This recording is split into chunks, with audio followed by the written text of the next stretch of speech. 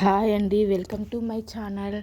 ఈరోజు breakfast recipe upma కాదు, మామూలు ఉప్మా కాదు, ఇది స్పెషల్ ఉప్మా, పులుసు ఉప్మా. ఎలా తయారు చేయాలో చూపిస్తాను. ముందుగా బియ్యం రవ్వతో ఉప్మా రవ్వ చేసుకోవాలి. బియ్యంని బాగా కడిగి ఆరబెట్టి మిషన్కి ఆడించాలి.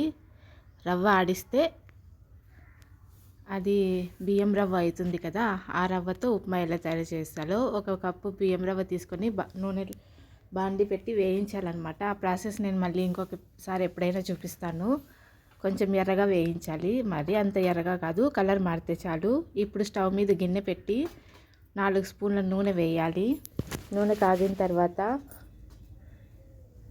ఆవాలు, జీలకర్ర వేసి బాగా చిటపటలాడించాలి. చిటపటలాడిన తర్వాత శనగపప్పు కొంచెం ఎక్కువే వేస్తున్నాను.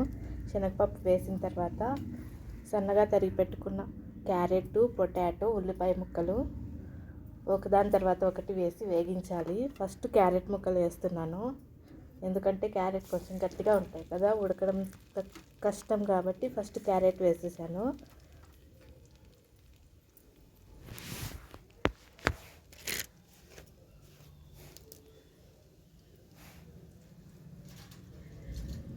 క్యారెట్ వేసి కొంచెం మగ్గనివ్వాలి. మగ్గిన తర్వాత పొటాటో వేయాలండి. నేను కలుపుతున్నాను ఇక్కడ క్యారెట్ని. కలిపిన తర్వాత పొటాటో ముక్కలు వేయాలి. ఇప్పుడు పొటాటో వేస్తున్నాను.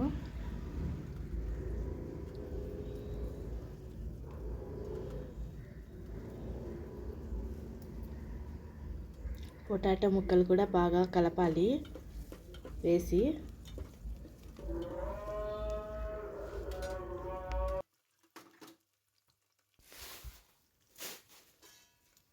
పొటాటో ముక్కలు వేసిన తర్వాత మూత పెట్టాలి కొద్దిసేపు, ఎందుకంటే అవి మగ్గాలి కదా, అందుకోసమని నేను మూత పెట్టేశాను. మూత పెట్టిన తర్వాత 2 నిమిషాల తర్వాత మళ్ళీ మూత తీసి బాగా కలిపి ఉల్లిపాయ ముక్కలు వేస్తానండి. నేను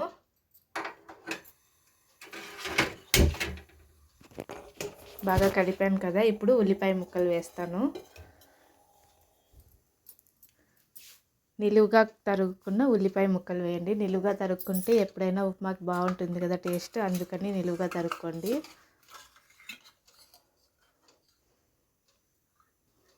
ఇప్పుడు మూత పెట్టేశాను. మూత పెట్టి 2 నిమిషాలు మూత పెట్టి అలా వదిలేయండి. తర్వాత మూత తీసి కలపండి.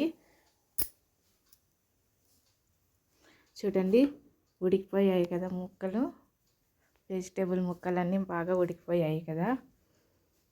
ఇప్పుడు మనము ఏ గ్లాస్తో అయితే రవ్వ తీసుకున్నామో ఆ గ్లాస్కి 3 గ్లాసుల ఎసురు వేయాలి. 3 గ్లాసుల నీళ్లు పోసి మనం ఉల్లిపాయ ముక్కలు ఉడికిస్తున్నాం కదా, అందులో 3 గ్లాసుల నీళ్లు వేయాలి. మొత్తం 1 గ్లాస్ ఉప్మా రవ్వకి 3.5 గ్లాస్ నీళ్లు పడతాయండి. కానీ 3 గ్లాసులు నీళ్లు పోసి మిగిలిన అర్ధ గ్లాస్లో చింతపండు నానబెట్టి రసం తీసి మనం ఆ చింతపండు గొజ్జు వేసుకోవాలి. మిగిలిన హాఫ్ వాటర్ గ్లాసులలో చింతపండు బాగా నానబెట్టి రసం తీసి ఆ రసం వేసుకోవాలి. Half glass water. మళ్ళీ చెప్తున్నాను ఎందుకంటే మర్చిపోతారేమని. ఎసరు ఎక్కువైతే ఉప్మా బాగుండదు కదా, అందుకు 3 గ్లాసుల నీళ్ళు మామూలుగా పోసుకొని హాఫ్ గ్లాస్లో చింతపండు బాగా పిసికి రసం తీసి ఆ రసం వేయాలి. చింతపండు గుజ్జు వేయాలి. తర్వాత ఉప్పు, పసుపు, కొద్దిగా బెల్లమే అండి టేస్ట్ని ఇచ్చేది ఉప్మాకి. నేను ఇప్పుడు పసుపు వేసాను.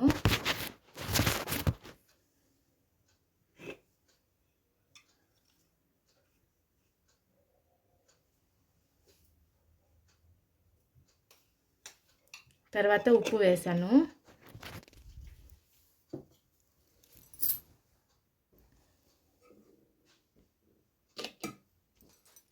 ఇప్పుడు కొద్దిగా బెల్లం వేసాను. బాగా కలుపుతున్నాను, ఎందుకంటే అవి కరగాలి కదా, కలిపితే తొందరగా కరుగుతాయి. పచ్చిమిరపకాయలు, ఉప్పు, మిక్సీ వేసిన కారం. నేను అన్ని వీడియోల్లో చెప్తుంటాను కదా పచ్చిమిరపకాయ, ఉప్పు, కారం అని. అలా పచ్చిమిరపకాయలు, ఉప్పు, వేసిన కారం వేసి బాగా కలిపి మూత పెట్టాలి. అది కొంచెం ఉడికిన తర్వాత చింతపండు రసం వేస్తున్నాను నేను. 1/2 గ్లాస్లో నానబెట్టుకున్నాం కదా మనం చింతపండు, ఆ చింతపండు రసం వేస్తున్నాను. చింతపండు రసం వేసి మూత పెట్టి ఎసురు కాగనివ్వాలి.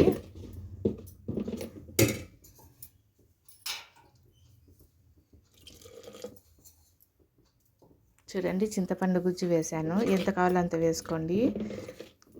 తక్కువైతే మళ్ళీ ఎసురులో అయినా కలుపుకోవచ్చు, ఎక్కువైతే పుల్లగా అయిపోతుంది. ఎసురు చూస్తున్నాను చూడండి, సరిపోయిందా లేదా, అన్నీ సరిపోయినాయా? నాకైతే సరిపోయాయి అనిపించాయి. ఇప్పుడు చెప్పాను కదా, పచ్చిమిర్చి, ఉప్పు మిక్సీ వేసిన పేస్ట్ అది వేసాను. వేసి బాగా కలిపాను.